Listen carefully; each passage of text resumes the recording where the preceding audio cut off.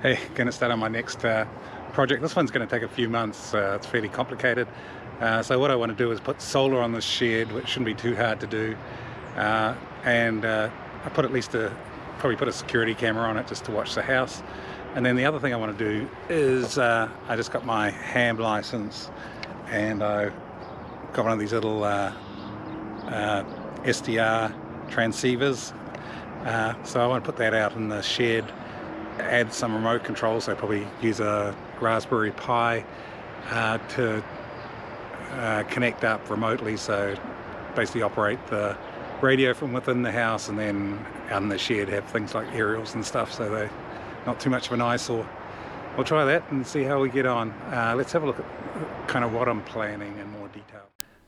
Let's have a more detailed look at my plan. So again, I'm using our checklists application to create a plan that I can check off as I go. So I've already signed in, so let's have a look at my checklists, and Solar Shed's the one I'm working on. So I've put some details in here. Let's look at the better view of it so we can see the details. So like I say, it's a solar shed project. So basic thing is I'm going to add solar power to my garden shed.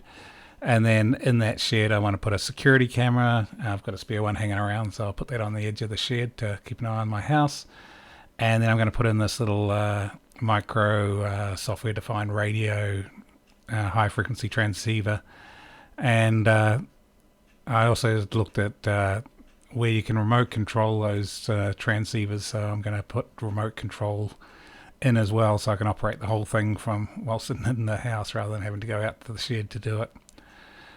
So the stages in this, and this may end up being kind of the videos that I use to record this project. There may be a few more than this because I can see some of these breaking down into multiple sub-projects, but just going through the main steps. So initial planning, that's what we're in at the moment.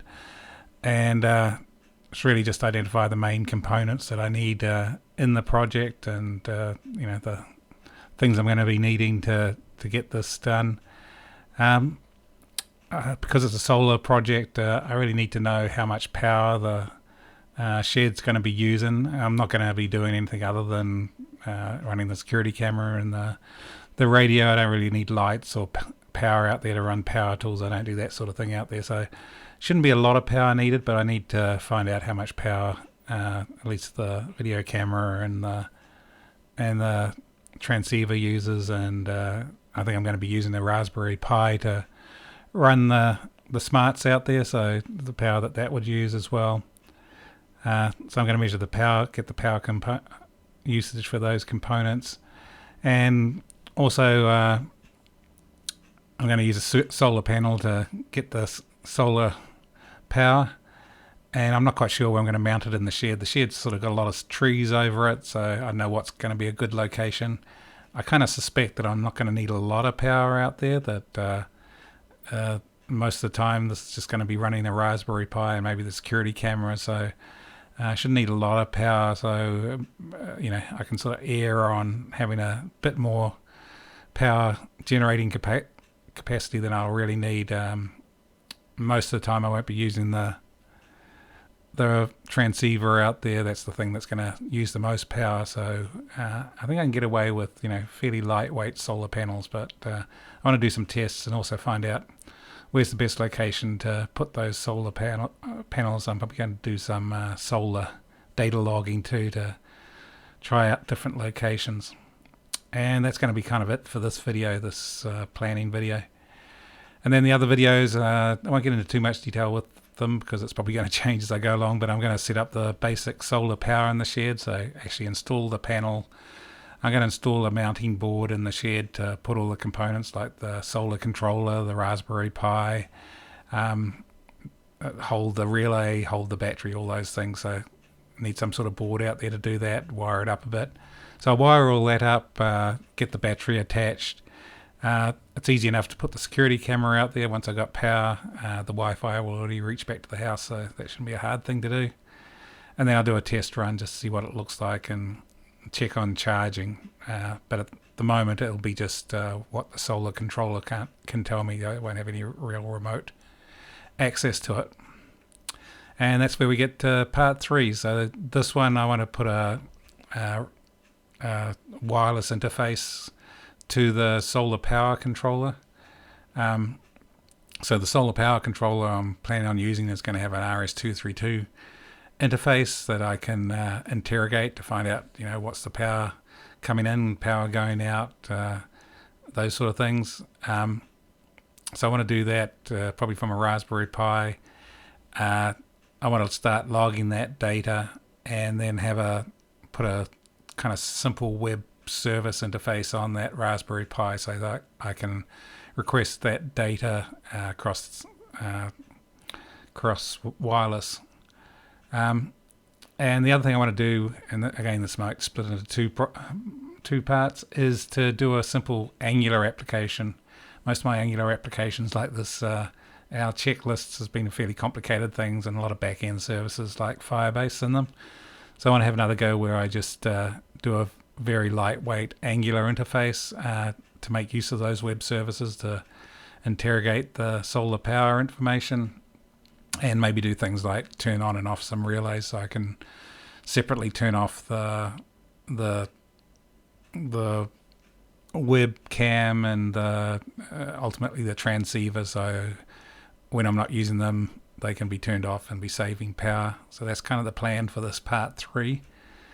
And then after that I'll get into doing the actual micro SDR transceiver work. So I'm going to do that. There's a library called hamlib that runs on a Raspberry Pi, and that can interface to what's called the CAT interface on a whole bunch of receivers, but this micro SDR receiver does support this CAT interface as well. So that'll be the first challenge, is getting hamlib installed and making sure I can talk through that and be able to manage the radio. It does have a Python API.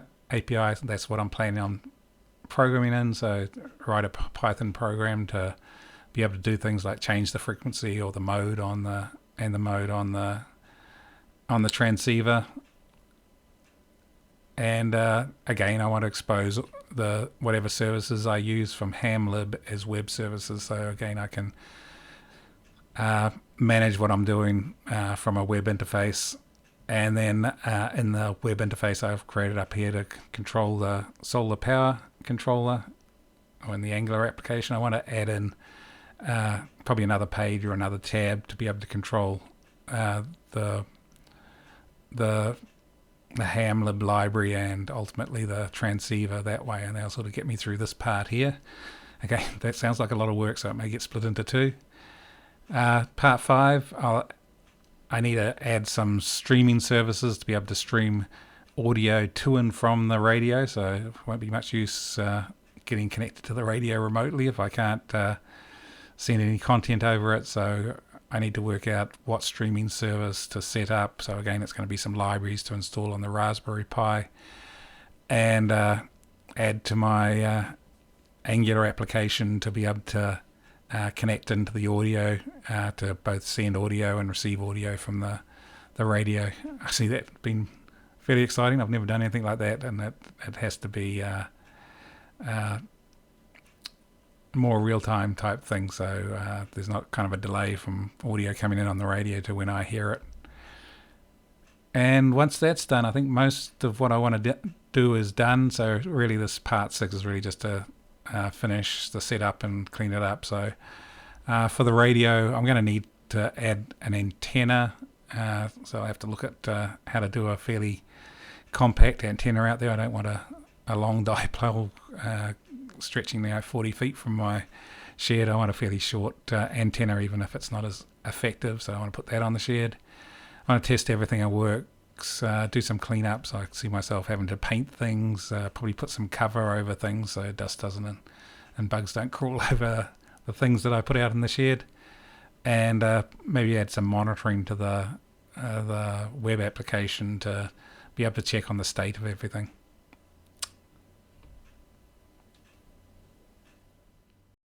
So I want to start getting the power usage of the things I'm putting in the shed. So first up's the security camera. So first I turn the infrared on, which will be kind of worst case. And just looking at the power now, it's showing about 0.096 amps at around 12 volts. And I'm just going to cover up the photoresistor so we turn the infrared on. You can kind of see the LEDs turn a little red. It's hard to see. The camera doesn't really pick it up, but the infrared powers on to those now. You see it didn't make a lot of difference. We're up to 0.101 amps, which is about 1.2 watts. Next up was to get the Raspberry Pi's power usage. Most of the time I'll be running this in low power mode. So I use these commands to turn off the LEDs and the USB bus on the Raspberry Pi. Most of the time in the shed that those aren't needed. And then I measured the power usage. I used this little test rig where I used a USB tester to track the power usage. And you see with this I can actually start it up and then track the total amperage and wattage used over, in this case, 10 hours. So I reset it at the beginning, and then after 10 hours, these were the results. So the important number is the 7.3 watt hours. So that's over 10 hours. So 1 hour, it's 0.73 watts per hour. I also wanted to check the solar controller's power usage. That's going to be on all the time, but you can see here it's kind of trivial. Next up was to work out how much power the uSDR transceiver uses. So here you see it in receive mode, not much, 0.076 amps. And when I go into transmit mode, it goes up to about 0.748 amps. Okay, I haven't got all the power usages. I think I can work out what components I'm going to use. So starting from the battery, I'm thinking a 12 volt, 18 amp hour battery. So if we discharge that to 50%, that means it has a total capacity of about 108 watts hours. The Raspberry Pi we saw runs it at about 0.7 watts per hour. The solar controller was 0.1 watts per hour. The webcam was running at about 1.2 watts per hour. If we add all those up, it ends up being about 2 watts per hour, and over a 24-hour period there'll be about 48 watt hours. So basically, looking at the power overview, normal usage of the shed should require about 50 watt hours, so the battery should last about 2 days with its current capacity before it gets down to 50%. Then we can do things like maybe switch off the webcam if we get to that lower battery to allow it to run longer before it recharges. So based on that, I think about a 50 watt solar panel should do the job. I really don't want to put a huge panel out by the shed just to make it easier to mount and put different places. So a 50 watt panel should do the job. So with the thinking of 50 watts should just about recharge all the usage of a normal day's use on the battery. And that would be 50 watts where it was running at full efficiency. So even if we dial it back to say, hey, we're only getting 12% efficiency out of the panel that day, say on a cloudy day or where the sun goes in and out of being high efficiency because it goes behind trees and things. So still 8 hours of low efficiency of say 12% efficiency would recharge the battery enough to keep everything running. The final part of the planning phase is just working out a good location for the 50 watt panel. The shed's got a lot of shade over it and trees and things, so it's not going to be an ideal place to put it. I'm going to try and avoid having to put it on the roof just because I don't want to have any holes close to the roof. So what I'm going to make is a little data logger with a small solar panel that I can put in different locations and just sort of log how much sun different locations get over a typical day. So I'm going to put it together with just some spare parts I've got.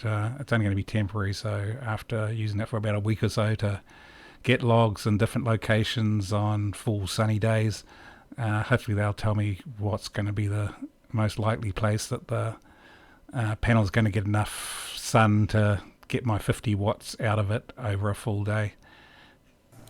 I'm just going to use components I've got hanging around to make this logger. So I'm going to use a Raspberry Pi Pico on a piece of breadboard. I'm going to use one of these INA 219 current sensors.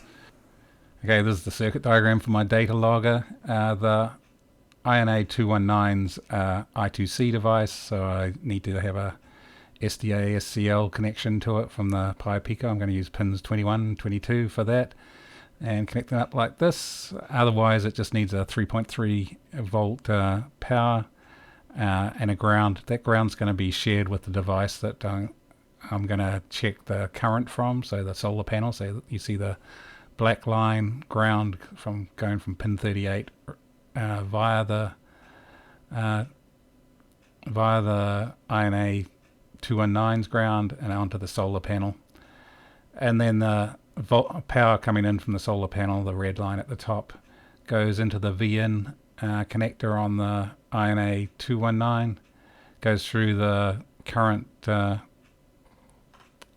resistor on the board, which is a 2 watt one, which is a 0.1 ohm resistor. Okay, here's the whole thing wired up. Just notice the external resistor. I thought I'd need a much lower value, but I ended up using different panels, so you'll see a different resistor when I'm doing this for real. Okay, in keeping with reusing things I had hanging around, I realized I had a garden solar light, so I'm just going to use the panel off that. It's about the right size for using on the data logger.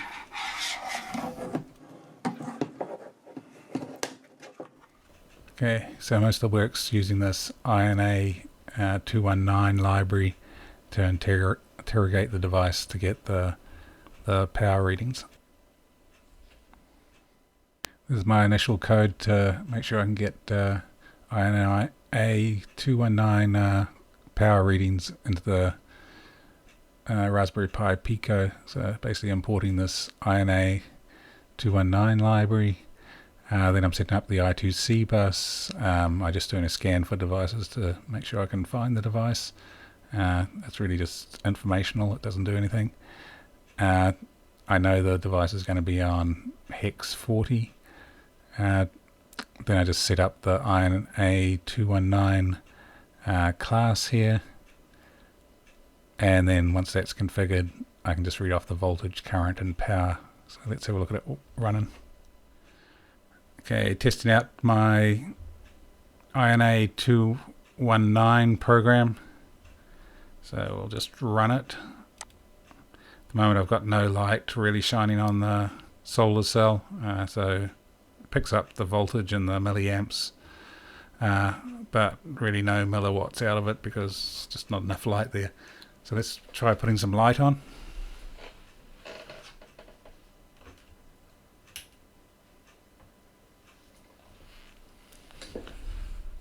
And try running it again. And now it's picking up 33 milliwatts. So this should do the job, at least for picking up variations in light, and they'll work for my data logging. It doesn't have to be absolutely correct total numbers. As long as it's picking up light variations, then I'll be able to try the data logger in different locations and compare the results and see how they change during the day. Okay, extended the program a bit to get the data logger loop in and get around a few problems. So first thing, I added a little flash routine, so it just flashes the LED on the Pico board. I'll use this flash just to make sure that when it's running that it's still alive. So it just flashes the LED on and off for half a second. I added this this detection, so I put a little toggle switch or push button switch on the board. I'll show you in a sec, but this just allows me to either start up this routine where it goes into the main loop or it doesn't. And the reason I need this is with Pi Picos, when they go into sleep, they really go into like a machine sleep to reduce power, and it doesn't respond to ripple. So when you've changed this to the main Pi routine, it's hard to break out of it to hit the button at exactly the right time. So just having this little push button switch on the main board allows me to start it up either where it's going into the main loop or it's not. This is the same as before, just checking that it can detect I2C bus and devices. Initialize the INA 219 power monitor, and here's the new bit. So if the pin run is has a value of 1, that basically means I'm not pushing the push button switch. It goes into this while loop, so it just stays in this loop forever. So it creates a string called result, which has the voltage, the current, and the power in the string separated by tabs. Then I open up a file in the data folder called data.txt for append. It appends that result with a new line, then closes that file, so every time it goes through the loop it's going to record the results. It'll also print out the results here, and then it goes into this little loop here. So I've got a outer loop that runs through 12 times. Every time it goes through that loop, it does a flash. Remember, that takes about a second to complete, and then it sleeps for 4 seconds. So basically it takes 5 seconds within the loop here, does it 12 times, so it takes 60 seconds. So every minute it should sit in this sort of sleep loop with flashing going on until it takes the next reading. It does one more flash just to show that the thing's alive and it's going through. If I see 2 flashes in a row, then I know it's going through the reading part, and just does that forever and records the results.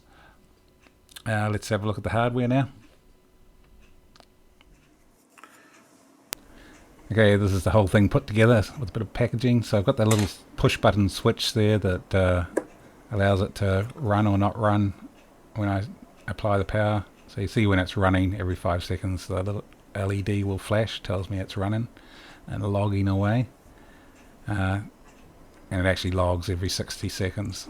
If I unplug it and now push basically the not run switch, you'll see the LED only flashes once, and then it's dropped out of the main routine, so it means I can make changes to the program. So let's start it up again. So it's running, it's flashing away. I'm just going to put it in a Ziploc bag. That should keep the rain off it if it rains. You can see it's all in the bag, it's running. And here's an example of it sitting out. Just in this case it's a pretty cloudy day, but it shows it in the bag, in the rain, running. So I'll try it in a few different locations and just leave it for a day in each location. So I wanted to try the data logger in different locations around the shed. This gives you an idea of kind of where the sun shines during the day. So I'm going to try some different places. So first I just tried the data logger on the back deck with a reasonable amount of sun, and it's really just to be able to compare the results I was getting off the data logger with what the solar cell or the solar panel I'm going to use actually gives me. So I found about 100 on my chart, or from the data logger, equates to about 10 watts of power coming off the panel. So the first location I tried was behind the shed on the fence. I thought this might be a good location, but you can see from the chart I was only getting 28 watt hours total during the day, which wouldn't be enough.